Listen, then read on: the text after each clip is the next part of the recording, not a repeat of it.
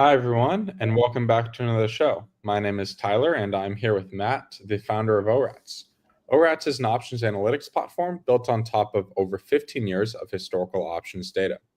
Our dashboard is integrated with Tradier, meaning you can research and discover trades on our platform and then seamlessly connect them to your Tradier brokerage account.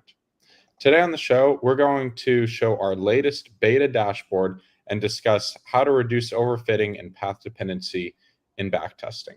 Matt, do you want to share a screen and get us started? Sure. So overfitting and path dependency. So what we want to find is a backtest that looks good in the backtest, but that also will continue to perform in the future. And so what you want to make sure is that what you're optimizing has some predictive capabilities or some alpha going forward. So there are other backtesters out there. We have backtesters, various types. We have a backtest finder, which is a large database. And then we have custom backtesters that you can also run.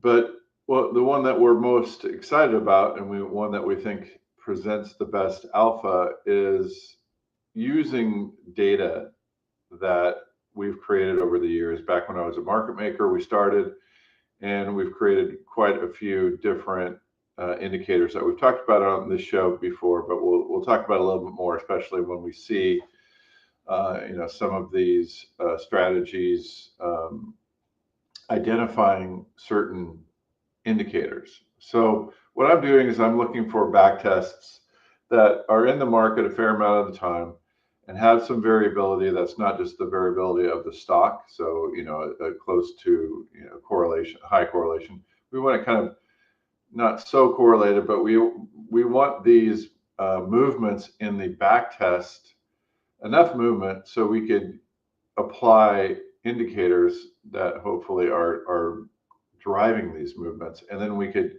come up with something like saying, oh, only trade this when the volatility is rising, or only trade this when the ETF divided by the symbols volatility is between a certain amount. So that's what we're looking for here. So what we do is we get this back test, and then we click optimize, new button that we've put in here. And this is our new beta version of the backtester. We're looking for beta testers now, and we just want to make this as clear, easy to use, and valuable for people. So what we have here is a backtest overlaid on a candlestick graph of the SPY.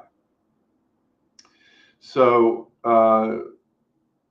and then what we can do is say, well, this is just the standard 16 DTE iron butterfly with SPY. But what we could do is we could say, okay, let's use some of these calculations and see if they have any predictive power. And we'll talk about an indicator called the p-value. We've researched how to calculate this, and basically what the p-value does is it's a statistical process that calculates the probability of the results that you're getting are because of pure chance. So you want to minimize this. So you want to have, ideally you want p-values less than 10, less than 5, but it's somewhat difficult to do that. So we try to search through our database and find it. So in this case, it's only about kind of a 50-50 shot, 30% here. So this is the p-value column here, and this is what the new result, the average percent per day. By the way, 0.1% is very good for a day. And then I just know from past experience that some of these, actually this isn't that bad one, so I'll click on this one. So this is a 26 p-value, and what we're saying is it's only going to trade when the implied volatility percentile to the ETF is within a certain SMA range. And in this case, it's a 20-day period, and we automatically do these for you. When we first developed this, I was key whacking in all this stuff, and it was quite a chore. But Tyler has worked on this to make it to have a lot of automation. And it might seem like it takes a lot of time, but believe me, actually inputting a lot of these, it takes a lot longer. So this one will look for a period when the SMA 20-day is less than the 50-day. And it'll exit when the SMA 20-day is greater than the 50-day. And you can see when these happen, it's denoted by we're in the trade when it's green and we're out of the trade when it's white. And you can see now this third line that we've added is a SPY iron butterfly with signals. The other one is just trading it all the time that came from the back test. But now we've overlaid it with not only the stock price and the old back test, but now this is the new back test with only trading on these signals. And what you want to kind of avoid, are the times when it goes down and you want to do better than when the times that it's going up. Anything on that before we start looking at the stats, Tyler? Yeah, well, I kind of just want to take a step back and talk about like why we're doing this, right? This is a pretty advanced tool. What's the purpose of using this tool? Kind of, can you go over kind of the journey that we took from key whacking stuff into the legacy backtester 5 years ago to where we are now? Yeah, I'll go back even before that. We at ORATS, we developed, a lot of these indicators. They're all kind of listed here. IV to ETF ratios, the forecast divided by the implieds, and we thought that these were good indicators. And then people said, well, how do we know it's a good indicator? They say, well, we do statistical R-squared, which is a regression analysis.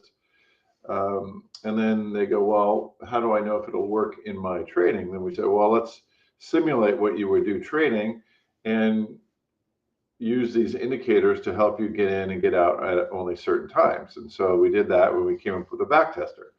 And then, you were able to develop some good backtests, but you don't know if these backtests could potentially be overfit or have path dependency, which we'll talk about a little bit later, or are they good? Are they good? And then so we've, dug deep and we said, well, what is the best gold star indicator? And that's the p-value that we can use to help us assess these. And the p-value does a lot in the background. It goes through and jumbles up things, and it calculates. It does things to identify whether it's kind of a chance outcome or if these calculations that we have are actually useful in this particular backtest. Some backtests will be more sensitive to some of these than others. So forecasts, long term versus short term. So we have a lot of these technical indicators that we've come up with that might be more important than others. And so you can tell we have many here, and we've sorted them by how much it's helped the backtest and what the p-value is. Yeah. Is that what you're looking for, Tyler?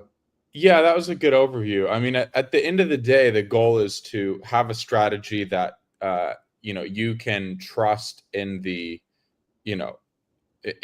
when forward testing it. The issue is that we're still just looking at historical data, so we've had to come up with some very advanced methods to rigorously test the validity of these strategies. It's one thing to sort of key whack back test in and see how it does, but you're making yourself vulnerable to path dependency and overfitting. And so we've worked hard to reduce those variables in our testing so that this is hopefully the closest that you're going to get to what you can see in the future. Obviously, no one can predict the future, but this is a lot more statistically sound. Yeah, and then so then what we do is we say, okay, well, we've done this procedure. Now we're going to give you the ability to, paper trade this. So you could, so let's save this. It's a little bit high of a p-value, but you would go back and forth with finding back tests that have, the best p-values. But now, now we save this particular strategy, and we can, go look in our saved optimizers. So this is a saved iron butterfly 16 DTE. You could sort these by various ways. You can sort them by returns. You could sort them by many different things. But this particular one, we've sorted. And then, do you want to explain what this button is, Tyler? Yeah. So when it lights up green, it means that it's quote like in the trade. So it means that the indicators are saying that, the indicators say it's a go. Any back test entry triggers that you had say it's a go. And then you basically, you're given the green light to scan for trades on that strategy.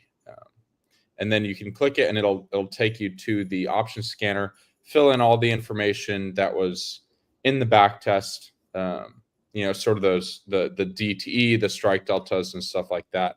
And then you can look for trades from there. Yeah, that's a good, and it's a very handy workflow. It puts it all in for you. You're just kind of going through this, and then so we're finding based on distributions. You could sort these based on different things. Forecast.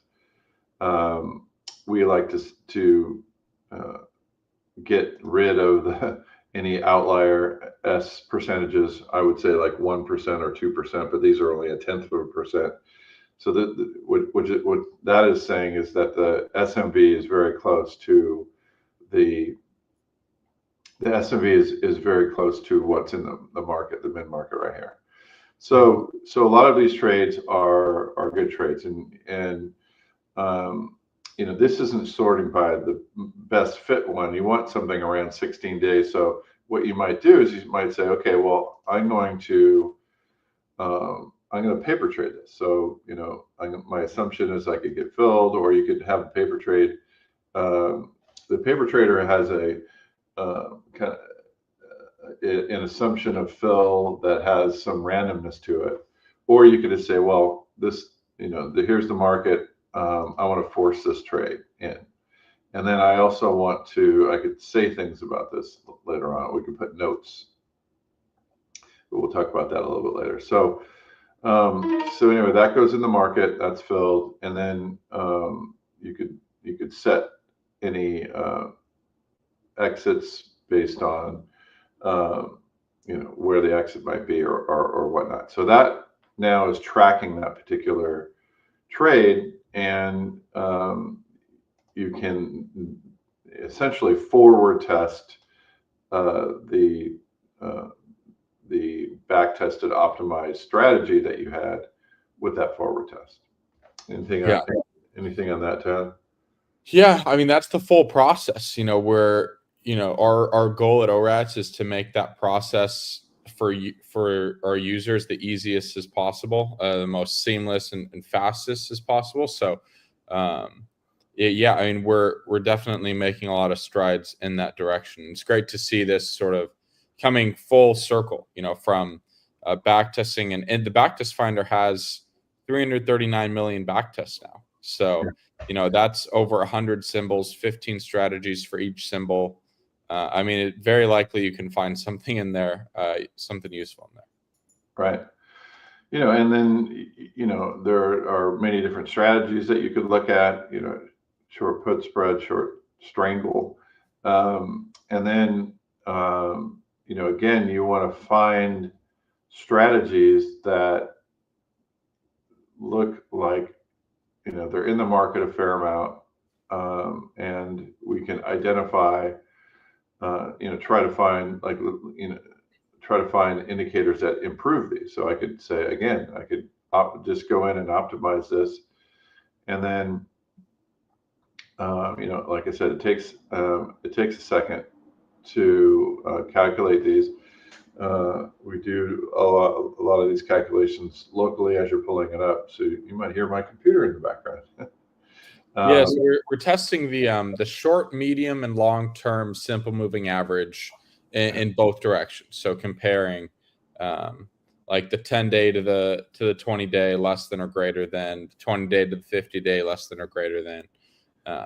And that's what we're doing. And we're comparing the technical indicators on the ORATS indicator. So it's not just technical indicators on the actual stock price. Like we have hundreds of indicators that we're testing.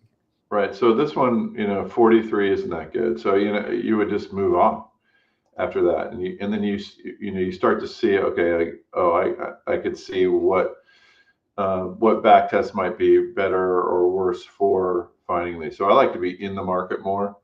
So yeah, let's go over that p-value number again, because it's an important number. So the way we define it, well, it's a term used in statistics to describe the likelihood of an event occurring, assuming the null hypothesis is true.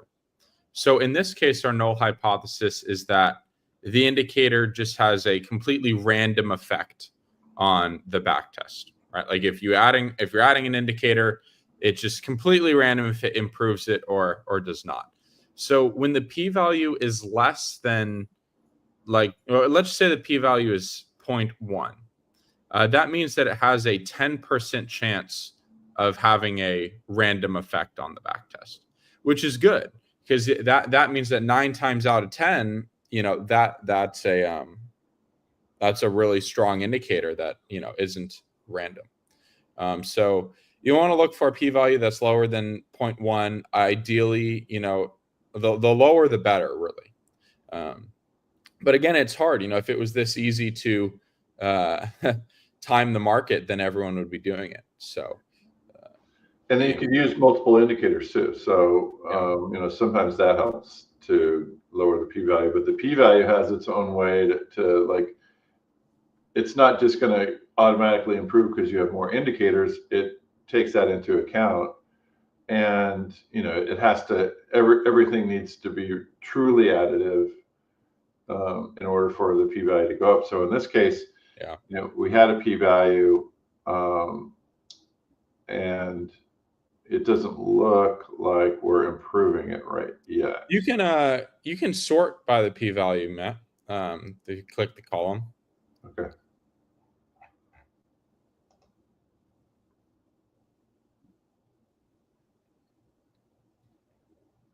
That's sorting from largest to smallest. Yeah. So the lowest we're seeing is like 0.4.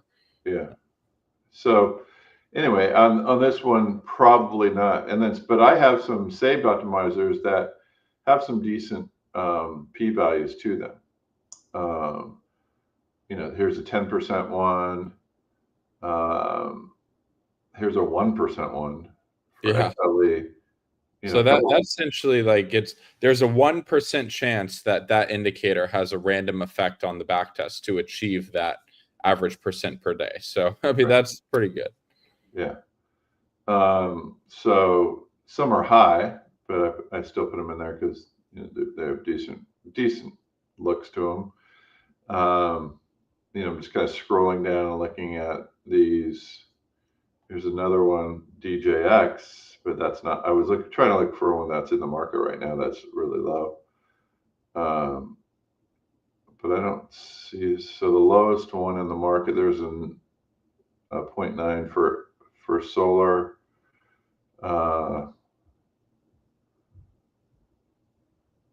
17. There aren't that many in the market right now, which is interesting, because what happens is, especially if you get 2 or 3 of these going, you're gonna sometimes you're not going to see you're not going to see this turning green.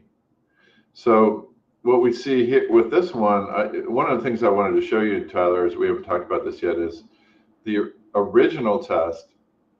What the no one really looks at the percent per day, but until you start doing this, because that's what these are every day that you're in the trade. What is the percent per day? The margin returns.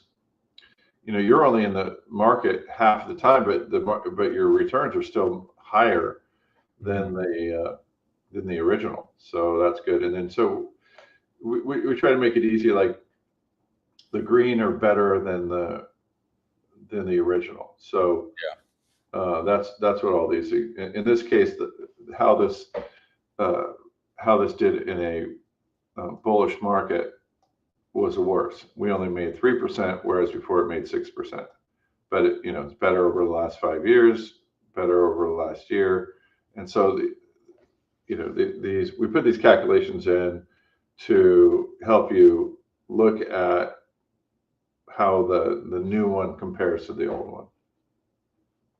Yeah, those I love that stats drop down. You can see so many things so concisely right there. Right. And we have slippage, so we should maybe talk quickly about like how we calculate these, how we apply the indicators, because we're not necessarily going in and redoing the back test. Yeah, we're making some assumptions. So let's just talk about, first of all, the back test. In order to reduce path dependency, especially 16 DTE is not, it's considered kind of a medium to short term trade, but we have some trades that are longer. If you only traded once every quarter, that might have some path dependency to it. What that means is if the stock has just gone up and so you have this, put spread on, and then the stock tanks, it's not going to affect the put spread that much because it's so far away from it. But if you kept trading these your put spreads, it has more of a normalizing effect, or an effect that you might expect if you actually had the trade on, because it's going to keep the trades closer to what you would put on at the very beginning. So that's the first thing. In order to reduce path dependency, we assume you trade every day. Now, you don't want to do that, if you're trading, but it just helps make the returns match more what you would expect if you're closer to the market. So that's the first thing that we do. Then we get pretty accurate daily returns. And then with the daily returns, that's when we start using the indicators. So we're doing this indicator analysis using daily returns. You might say, well, is that fair? And we think it is fair because we've come up with a method for applying slippage. So we have commission, we have overall spread slippage, we have defaults where you would trade. That I've held up over years of doing it. So like if you have a one leg strategy, you might have to travel 75% of the bid ask spread to trade. If you have two legs, you're going to have a wider market, so you might only have to travel 66%, and three legs 55. And if you have a four leg condo or something, you don't have to travel 75% usually. The 3% is a pretty good edge for market makers to trade. So we have baked in this slippage into the particular outcomes. And if you take it out, you can see that the results are, a lot better. So clearly slippage is, obviously a pretty big negative. It's not too bad in this strategy because you can see that you're trading in, you're trading out. It's not like trading like some strategies you'll see, a lot of trading around it, and then the slippage is a much more penal, yeah. But in this case, it's not that bad. Yeah, the slippage definitely. Can you toggle it on and off really fast? Yeah, I just did. I think it's like, so it's 0.24 is the daily here. Yeah, and then so it's just 0.25, so it's not that much different. You can see how it does improve the p-value as well, Yeah. but so it's not too bad in this case. Yeah, the slippage, we've seen it have a massive effect. Yeah. Kind of just depends on the backtest. Yeah, if you're trading a lot, like I said, like some backtests, you'll see them in and at 4 day. This whole period is 31 days, so so slippage is not going to bother Yeah. this too much. Yeah, the slippage, definitely want to make sure you have that turned on. It's turned on by default, but sometimes turning it off is kind of interesting to see the effect it has. Yeah, and you can see it here. Like it's important enough, so we say, "Hey, you use slippage on that, so that's good." Right?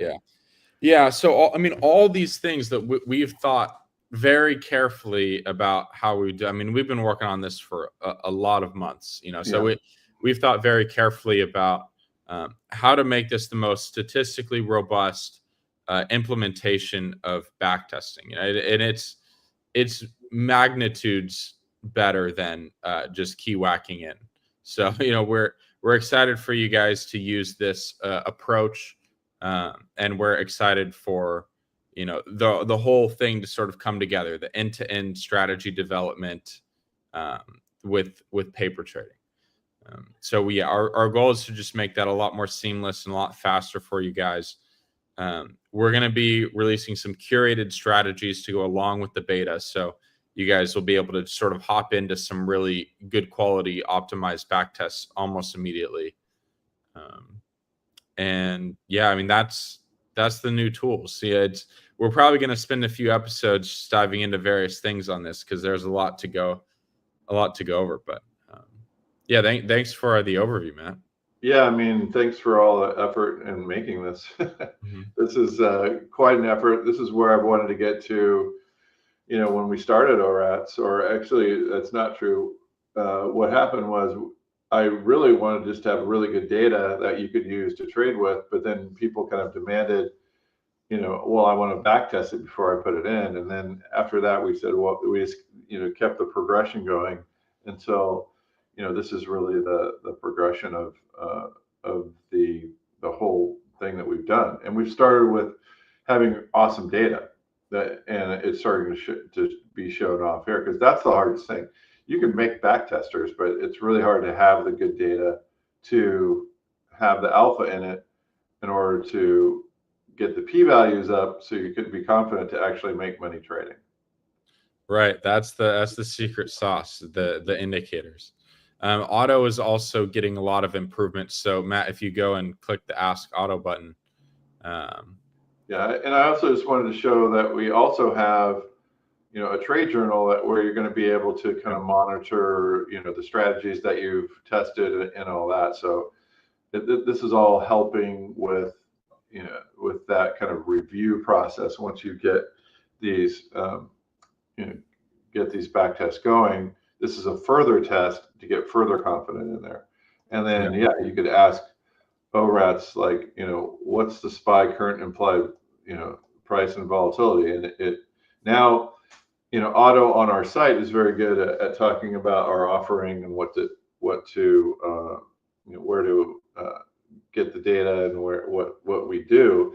But this now, Auto now has been trained to go into our data and research the much deeper questions on implied volatility levels and current price levels and all that. So there's a lot that Auto can do right now to really give you some more insights into what ORAT's data has.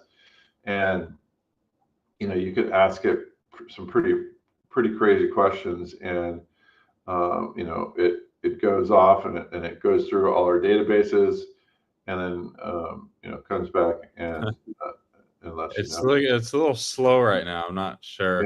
Yeah, I'll have Yeah. to, again, beta version of the dashboard. But, we've improved Auto a lot. It's been a huge hit on the website, so we're putting it into the dashboard now, and it's going to be able to look at all the data and do a lot of things there. So. Yeah. No, it's amazing. Like I said, we're just getting into beta versions. We're just inviting what we call friendlies to come in and give us some feedback on all of this, and see how it all works together and get input. And of course, we still have our all of our old research, just in new spots. And then, we have a place to go in and learn. We have our community, we have our blog, and then all of our webinars and instructions here. So, I mean, you could really learn a lot about options on this right now. So it's very cool. Great, Matt. Yeah, we're just about out of time, but yeah, that was a good introduction to the new dashboard. If you guys want to be a part of it and join the beta, just email us at support@orats.com. And then, yeah, if you guys have any questions, please ask them here on the live webinar or on our web chat. You can ask Otto, you can email us, or you can talk about your questions in the community tab. So lots of places to ask your questions. Yeah, thank you, Matt, for another great show. Thank you, Trader, for hosting us, and we'll be back again next week. Thanks, sir.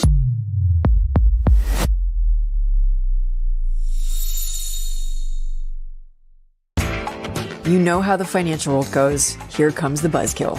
Please make sure to take some time to read this boring disclaimer. We will owe you one.